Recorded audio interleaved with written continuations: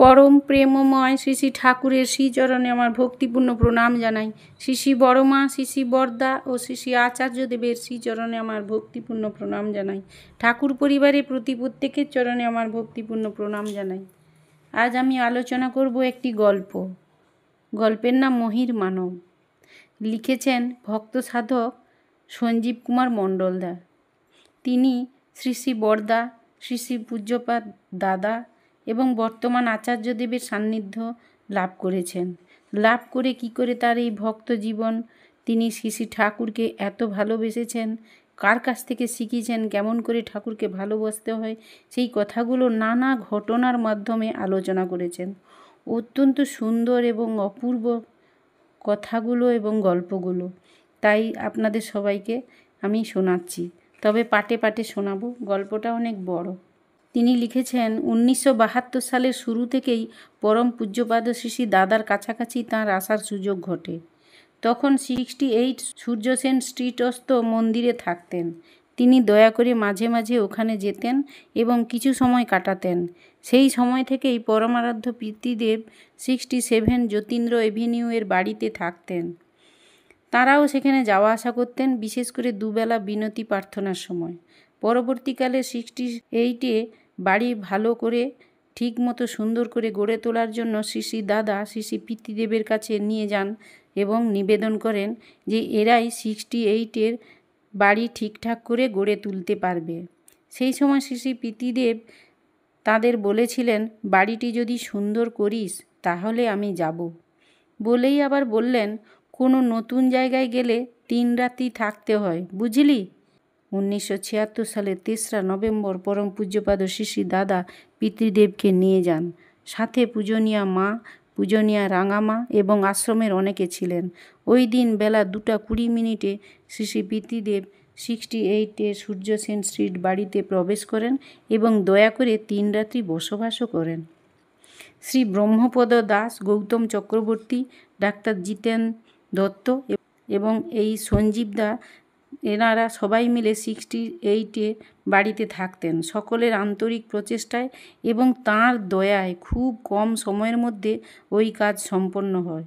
শ্রী শ্রী পিতৃদেব খুব খুশি হয়েছিলেন।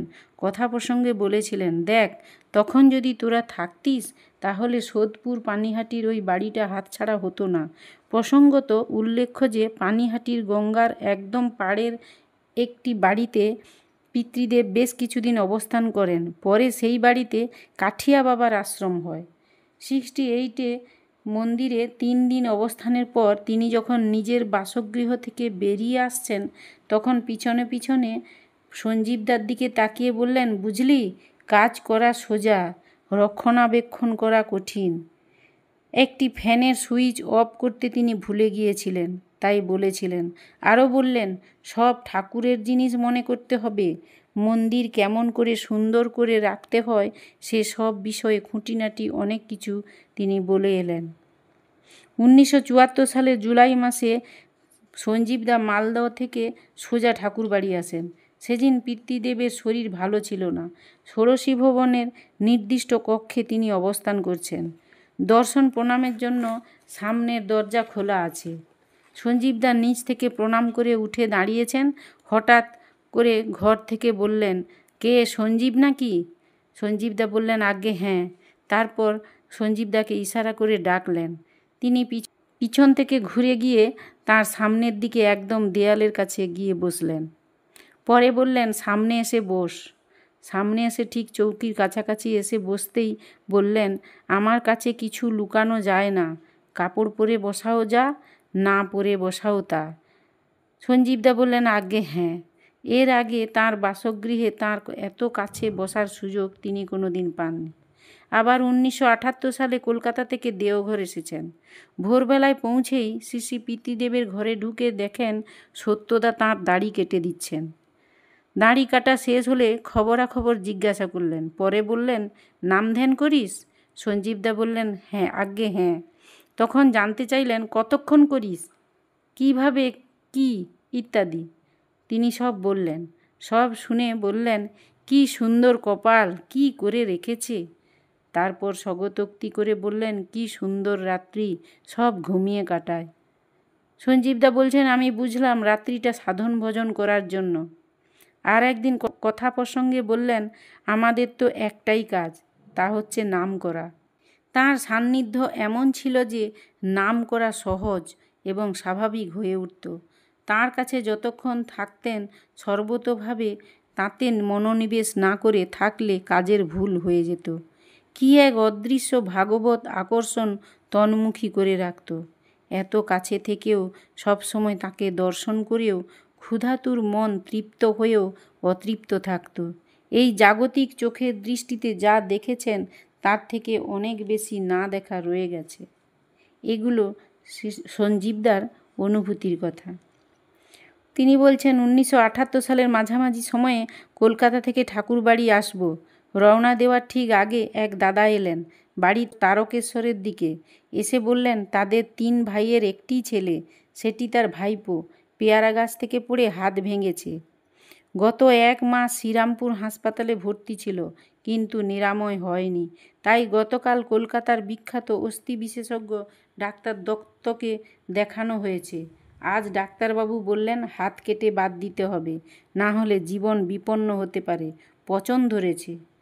শ্রী শ্রী পিতৃদেবের শ্রীচরণে দয়া করে নিবেদন করবেন এবং 14-15 বছর বয়সের ছেলের যদি ডান হাত চলে যায় তাহলে ভবিষ্যতে কী দুর্দশায় পড়বে। ভোরে ঠাকুরবাড়ি এসে পৌঁছালাম। শ্রী শ্রী পিতৃদেবের ঘরে গিয়ে প্রণাম করে উঠতেই বললেন, কি খবর ওখানকার? সব খবর সবিনয়ে নিবেদন করলেন সঞ্জীবদা। পরে জিজ্ঞাসা করলেন, আর কি খবর? সঞ্জীবদা বললেন, আমি বললাম তারকেশ্বরের ওই দাদার ভাইপোর কথা। সব শুনে বললেন হাত কেটে বাদ দিতে হবে। 10:30টার দিকে তেল মাখার ঠিক আগে সঞ্জীবদা তাঁর শ্রীচরণে কলকাতা ফিরে যাবার অনুমতি প্রার্থনা করলেন। যাওয়ার অনুমতি পাওয়ার পরই নিবেদন করলেন, আজ্ঞে তারকেশ্বরের ওই দাদাকে কি বলবো? শুনে পিতৃদেব বললেন, দেখ তো কি হয়। তখনই মনে হলো কল্যাণকামী কোনো সমাধান হওয়ার সম্ভাবনা আছে। তিনি বলছেন, আমি ফিরে এলাম। 68 মন্দিরে এসে দেখি তারকেশ্বরের ওই দাদা অধীর আগ্রহে অপেক্ষা করছেন। সঞ্জীবদাকে দেখে বললেন, বিকালে ডাক্তার দত্ত বলেছেন হাত কেটে বাদ দিতে হবে না। এরকম শত শত বিপজ্জনক পরিস্থিতির বিষয় তাঁর শ্রীচরণে শুধু নিবেদন করে সহজ জীবনমুখী সমাধান পেয়ে মানুষ স্বস্তি লাভ করেছে। আবার বাবার এক দুরারোগ্য ব্যাধি হয়। কার? সঞ্জীবদার বাবার। 8 বৎসর যাবৎ সেই ব্যাধিতে জর্জরিত হয়ে কলকাতার তৎকালীন বিশেষজ্ঞ চিকিৎসকদের দেখিয়ে কোনো ভরসা না পেয়ে জীবনের আশা পরিত্যাগ করতে বাধ্য হয়েছিলেন। পরে পিতৃদেবের দেওয়া বিধান অনুসরণ করে সঞ্জীবদার বাবা সুস্থতা লাভ করেন। কলকাতার বিখ্যাত চর্ম বিশেষজ্ঞ চিকিৎসক ডাক্তার পাঁজা সঞ্জীবদার বাবাকে দেখে বিস্ময়ে অভিভূত হয়েছিলেন। বলেছিলেন তাঁর দয়াতেই এটা সম্ভব হয়েছে। শুধু মানুষ নয়, মরণোন্মুখ কত শত পশু পক্ষী গাছপালাকেও এরকমভাবে জীবনদান করেছেন।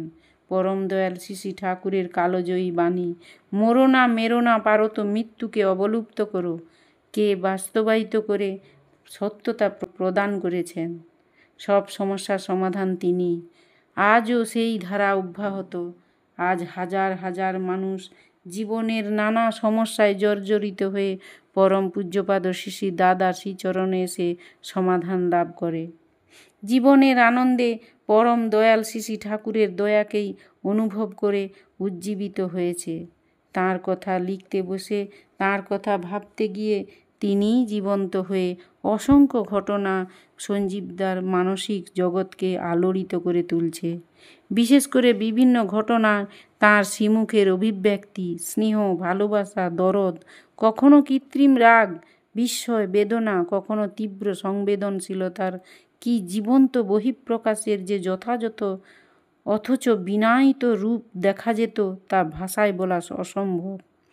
সঞ্জীবদা বলছেন, আমি যদি মানুষ হিসাবে বলি তিনি পরিপূর্ণভাবে বিকশিত।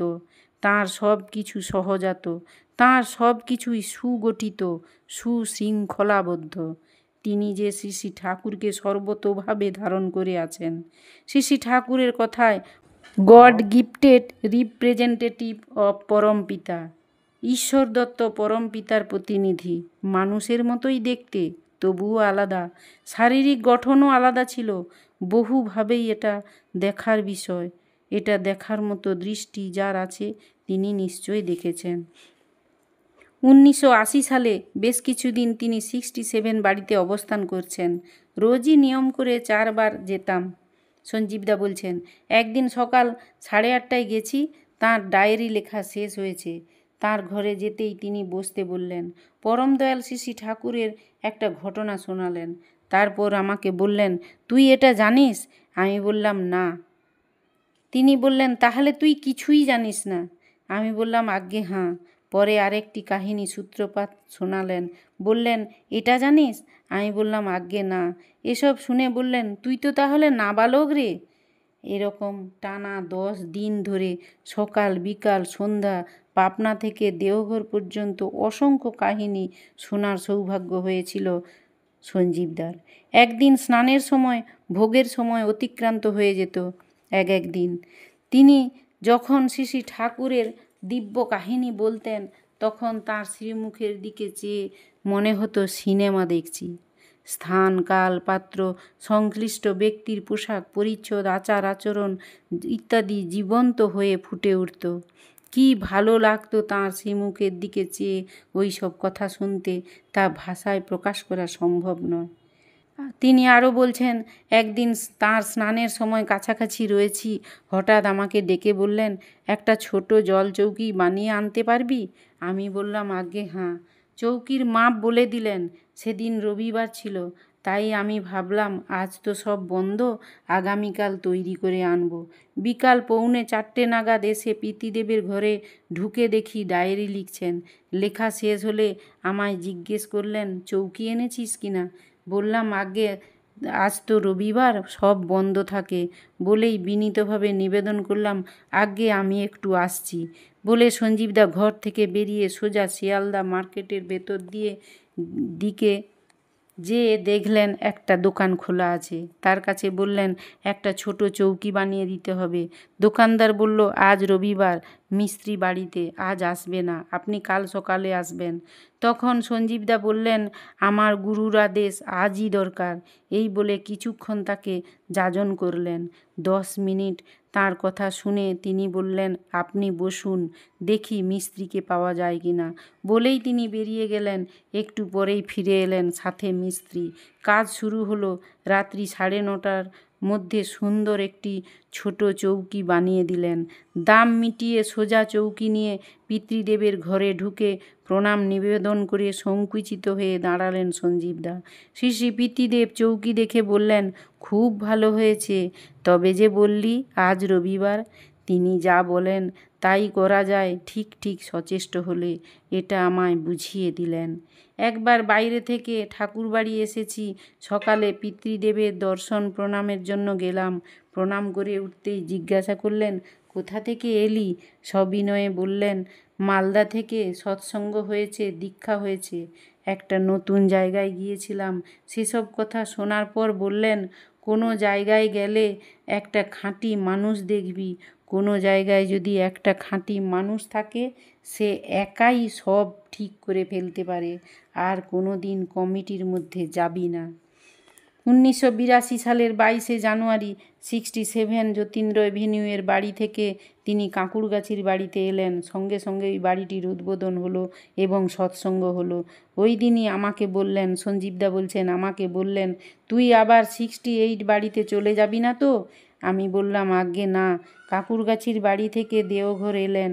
দেওঘর থেকে আবার কাঁকুড়গাছির বাড়ি যাওয়ার পথে বর্ধমান শিব মন্দিরে এক রাত্রি বাস করলেন এবং ওখানে মাতৃমন্দির উদ্বোধন করলেন। আজ এই পর্যন্ত রাখছি। আমি আবার পরের সপ্তাহে আবার এইটা নিয়ে আলোচনা করব। আপনাদের যদি ভালো লেগে থাকে কথাগুলো, তাহলে অবশ্যই কমেন্ট করে জানাবেন।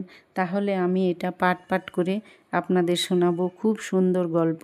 যাই হোক, সবাই ভালো থাকবেন, খুব ভালো থাকবেন। সবাইকে আমার জয়গুরু জানিয়ে এখানেই শেষ করছি।